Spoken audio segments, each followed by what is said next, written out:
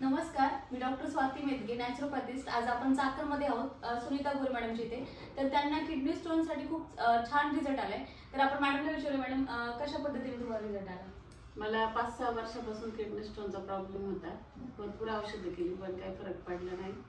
हे सण्याचे प्रॉडक्ट वापरल्यावर मला चांगला फरक पडलाय. ऑपरेशन करून सुद्धा माझे खडे परत झाले होते, बिरगळून आता पडलेत ह्या औषधांनी. म्हणजे आधी ऑपरेशन केलं होतं तरी पण पुन्हा व्हायचं? पूर्ण झाले होते. आणि मग आता औषधं किती महिने वापरली तुम्ही? आता 1.5 महिना झाला वापरते.